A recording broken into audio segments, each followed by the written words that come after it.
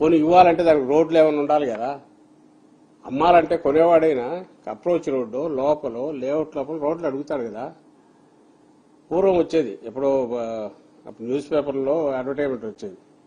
ఈ real estate మోసాలు చేసేవాళ్ళు లేక డెవలప్మెంట్ చేసేవాళ్ళు ఊరికి సిటీకి 50 కిలోమీటర్లు 100 కిలోమీటర్ల దూరంలో ఒక విమానం బొమ్మను ఇంకోటో పెట్టి ఓ బ్రహ్మాండమైన లేఅవుట్ అని వాయిదాల పద్ధతి మీద కూడా అమ్మేవాళ్ళు. దానికి చాలా మంది కట్టేవాళ్ళు. మెల్లగా వచ్చే కంపెనీలే పుట్టి వచ్చేవి. అది అక్కడ విమానాశ్రయం వచ్చేది లేదు. వచ్చినా 20 కిలోమీటర్ల దూరంలో వస్తుంది. బట్ కొనేవాడు కూడా పెట్టేది చాలా తక్కువ అమౌంట్తో వస్తుంది కాబట్టి ఎంతో కొంత ప్లాట్ వస్తుంది లేదు తీసుకునేవాళ్ళు. అందుకు కూడా ఇది పనికిరావట్లా. ఎందుకంటే ఈయన పెట్టినవన్నీ కూడా 4 స్ట్రక్చర్స్ ఏవి ఉన్నాయో అవి ఎప్పటికి లేస్తాయో పునాదుల్లోంచి లేదు. ఈలోగా సీజన్ వచ్చింది, వర్షం పడితే మళ్ళీ నీళ్లు తోడాలి, రోడ్లు వేయలేడు, ఆ రోడ్లు వేసే ప్రయత్నం చేయట్లేదు. అప్పు మాత్రం ఇప్పటికి 47,000 కోట్లు తీసుకొచ్చాడు. 60,000 కోట్లకు 50,000 కోట్ల పైచీలకు కాంట్రాక్ట్లు ఇచ్చేశాడు. మిగిలినవన్నీ పక్కన పెడదాం. నేను ఈ 47,000 కోట్లతో ఏమేమి చేయొచ్చు. ఈ రోజు 47,000 కోట్లు నీ చేతిలో నువ్వు ఆల్రెడీ అప్పు చేసింది అది తీసుకున్న దాంతో ఈ మచిలీపట్నం పోర్టు పూర్తి చేసిండొచ్చు, మెడికల్ కాలేజీలు పూర్తి చేసిండొచ్చు, 17 మెడికల్ కాలేజీలు, రాయలసీమ లిఫ్ట్ అది పూర్తి చేసిండొచ్చు, హంద్రీనీవా దాని కాలువ వెడల్పు దీన్ని పూర్తి చేయొచ్చు, వెలిగొండ ఎంత 1000 కోట్లు 1,100 కోట్లు ఉన్నట్టుంది. వాళ్ళ కాంపెన్సేషన్ R&R దీని కింద పే చేస్తే నీళ్లు రిలీజ్ చేయొచ్చు, పోలవరం నిర్వాసితుల ఇష్యూ పూర్తి చేయొచ్చు. నేమ్ ఎనీథింగ్ కళ్ల ముందు కనపడేవి. ఆరోగ్యశ్రీ బకాయిలు 10,000 కోట్లు ఉన్నట్టున్నాయి. ఫీజు రీయింబర్స్మెంట్ అదో 10,000 కోట్లు ఉన్నట్టుంది. వాటిని పే చేయొచ్చు. నీ ప్రియారిటీస్ ఏంటివి? ఇది ఏదైతే దోచుకోవడానికి ఉపయోగపడుతుందో ఆ ప్రియారిటీ పెట్టుకున్నాడు. దాన్ని తెచ్చి క్వశ్చన్ చేసినందుకు మా మీద వేర్చుకుపడతారు. దీన్ని క్వశ్చన్ చేయాల్సింది మేమొకరం సరిపోవట్లేదు. దీనికి ఓ బాధ్యత కలిగిన ప్రతిపక్షంగా ఒక 5 ఏళ్ల పాటు ప్రజలకేం కావాలో ఖచ్చితమైన ప్రాముఖ్యతలు ప్రియారిటీస్ సెలెక్ట్ చేసుకుని జగన్మోహన్ రెడ్డి గారు చేసుకున్న ప్రియారిటీస్ ఏంటివి? ఆయన సెలెక్ట్ చేసుకున్న priorities Rayalaseema steel plant, Bhogapuram పూర్తి చేయడం, ఎయిర్పోర్టు, రాయలసీమ లిఫ్ట్ పూర్తి చేయడము, కాలువలన్నీ వెడల్పు చేసి కృష్ణా వాటర్ వస్తే ఫాస్ట్గా రిజర్వాయర్లని నింపే ప్రయత్నం చేయడం. వాటి వల్లే ఈ రోజుకు రిజర్వాయర్లు ఇంకా వర్షాలు లేకపోతే ఇప్పటికి ఉన్నాయి, లేకపోతే ఎప్పుడో ఖాళీ అయ్యేది. పోలవరం ప్రాజెక్టు పరిగెత్తించడము, 17 మెడికల్ కాలేజీలు, ఎడ్యుకేషన్ అంటే అవి నిజంగా పాఠశాలలు అంటే దేవాలయాల్లాగా ఉండాలా. అక్కడికి పోయే పిల్లలు కార్పొరేట్ స్కూళ్ళకు ధీటుగా వాళ్ళు చదువుకోవాలని చెప్పి అప్పట్లో 16,000 కోట్లు పెట్టి వాటి మొత్తం వాటి రూపాలే మార్చేయడం, హాస్పిటల్ అన్నింటి మీద 15,000 16,000 కోట్లు ఖర్చు పెట్టి అన్నింటినీ డెవలప్ చేయడం, అవి ఆయన ప్రియారిటీస్. 10 ఫిషింగ్ హార్బర్లు కట్టడం. ఏ ప్రియారిటీస్ కావాలి రాష్ట్రానికి? అగ్రికల్చర్ బేస్గా ఉన్న రాష్ట్రం ఇది కూడా వదిలేస్తా. ఎక్కడైనా ప్రపంచంలో గవర్నమెంట్ బిల్డింగ్లు 1,000 కోట్లు 1,00,000 కోట్లు పెట్టి గవర్నమెంట్ బిల్డింగ్లు కట్టినవి ఎక్కడన్నా ఉందా? నాకు తెలిసి మయన్మార్లో ఒక్కచోట మిలిటరీ డిక్టేటర్షిప్ ఉన్నప్పుడు అడిగేవాడు ఉండడు కదా. వాళ్ళు ఒకటి కట్టారు, నేప్టా అని, ఒకటి క్యాపిటల్. విమానాలు రోడ్ల మీద దిగొచ్చు, కానీ మనుషులు ఎవరు ఉండరు దానిలో. మీరు కొట్టినా ఇప్పుడు కనపడుతుంది, గూగుల్లో కొడితే క్యాపిటల్ అని. డెడ్ సిటీ లాగా గోస్ట్ సిటీనే అంటారు దాన్ని. ఆఫీసులు ఉంటాయి కాబట్టి మండే కార్లన్నీ పొద్దున్నే అటు పోతాయి, ఫ్రైడే మళ్ళీ వేరే పక్క సిటీలకు వెళ్ళిపోతాయి. రాయపూర్, నయా రాయపూర్ పెట్టింది తక్కువ కాబట్టి ఎన్నేళ్ళైనా పెద్ద నష్టంలా. వాళ్ళంతా చేసింది 5,000 కోట్లు 6,000 కోట్లు. ఛత్తీస్గఢ్ అక్కడ కూడా ఎవరు ఉండరు. అది ఇంకా ఎందుకంటే ప్లెయిన్ ఇది 17 కిలోమీటర్ల దూరం 20 కిలోమీటర్ల దూరంలో కనెక్టివిటీ ఉండే రాయపూర్ ఉంది. సో అందరూ అక్కడికి వెళ్తున్నారు, బిల్డింగ్లు ఖాళీ ఉంటుంది. చండీగఢ్ న్యాచురల్గా 2 స్టేట్స్ క్యాపిటల్ అయి ఇన్నేళ్లు పట్టింది దానికి డెవలప్మెంట్. 70, 80, 1980s వచ్చి ఎప్పుడో 50s నుంచి పడితే 80s, 90s దాని కాలే. అంతేందుకు హైదరాబాద్ రింగ్ రోడ్డు ఈ రోజు కూడా ఔటర్ రింగ్ రోడ్డు ఎక్కడ ఎయిర్పోర్ట్ వరకు ట్రాఫిక్ ఫుల్ ఉంటుంది, చోక్ అవుతుంది. ఇన్నేళ్లు పట్టింది. ఎప్పుడు 2008 ఎయిర్పోర్ట్ వచ్చింది, అప్పుడే రింగ్ రోడ్డు కూడా అయింది.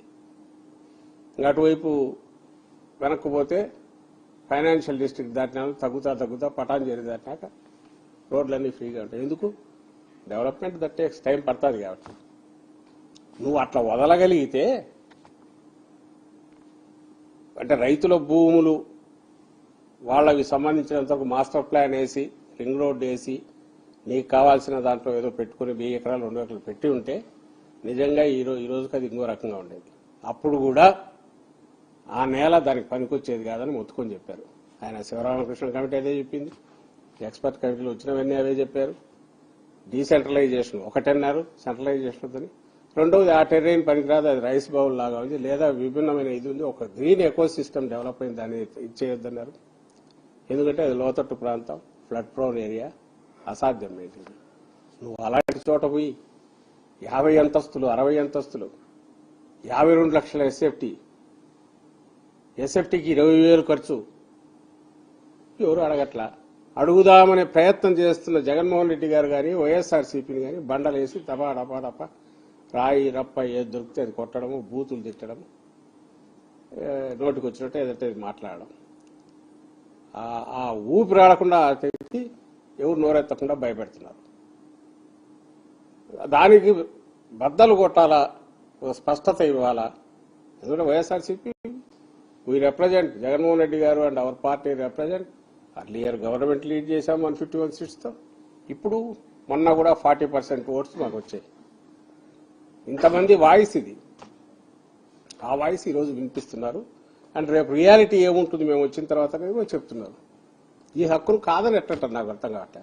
ఈచ్ ఇండివిజువల్కే ప్రజాస్వామ్యంలో హక్కు ఉందన్నప్పుడు 50% ఓట్స్తో పవర్ లేకొచ్చి 5 ఏళ్లు బ్రహ్మాండమైన పాలన అందించి ప్రియారిటీస్ ఇవేని స్పష్టంగా 1, 2, 3, 4 పెట్టి దేశంలోనే అద్భుతమైన ఆదర్శప్రాయమైన పాలన ఇచ్చిన పార్టీకి, ఆ పార్టీ నాయకుడు అధ్యక్షుడు జగన్మోహన్ రెడ్డి గారికి, ఆయన కాకపోతే ఇంకెవరికి హక్కు ఉంటుంది దీన్ని క్వశ్చన్ చేసేది.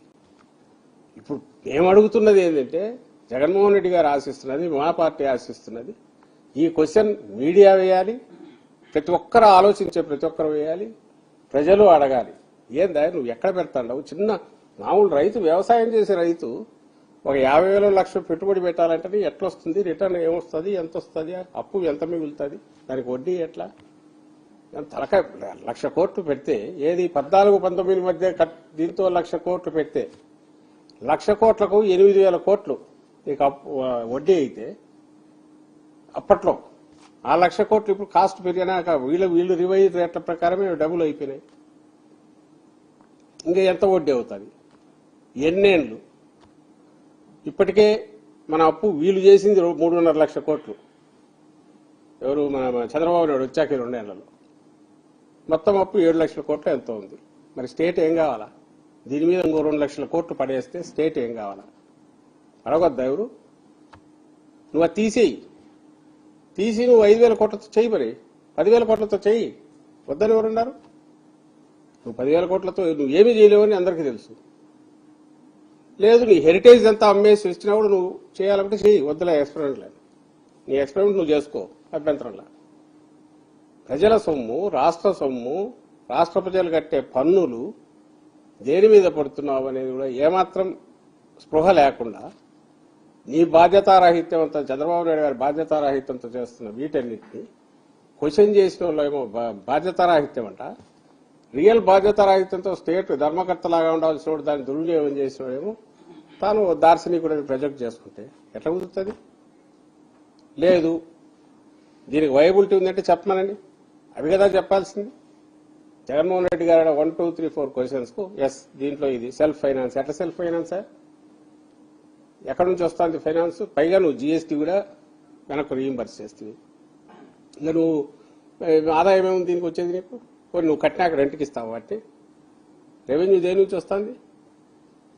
గవర్నమెంట్ బిల్డింగులు ఎక్కడన్నా ఇంత గ్లాస్ బిల్డింగులు అవి కడతారా? ప్రాక్టికల్ యూజబుల్గా వర్క్కు తగినట్టు కట్టుకుంటారా? వాటికి డిఫరెంట్ షేపులు అదేది తిరుగుతూ పోతుందంట. కాలువ ఒకటి, దాంట్లో బోట్లు తిరగచ్చు సెక్రటేరియట్ మధ్య.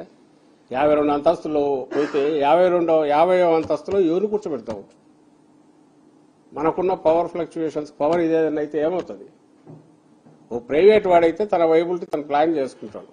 వాళ్ళు కూడా పబ్లిక్ ఇన్వాల్వ్ అయిన వాటికి అట్రాక్ట్ చేయాలని పెడతారు తప్ప ఊరికే డబ్బులు ఉన్నాయి కదా అని ఎవరు కట్టరు. కానీ చంద్రబాబు నాయుడు కడుతున్నాడు. ఎందుకంటే దాంట్లో తనకు కావాల్సింది దోచుకోవడానికి అవకాశం ఉంది. అది ఒక పెద్ద భ్రమ క్రియేట్ చేయగలిగిన మెకానిజం ఆయనకుంది ఆ ప్రచారంలో. విజయవాడ ఎయిర్పోర్టు పూర్తి అయింది. ఎందుకు దాన్ని ఇంతవరకు ఇనాగ్రేట్ చేయలే? ఎందుకంటే ఇక్కడ భ్రమ క్రియేట్ చేయాలనుకున్నాడు. ఆ రకంగా విజయవాడను ముంచుతున్నాడు. ఈ పక్క ఉన్నది రెడీగా ఉన్నదాన్ని ఇంటర్నేషనల్ ఎయిర్పోర్టు బిల్డింగ్ బ్రహ్మాండంగా తయారైంది.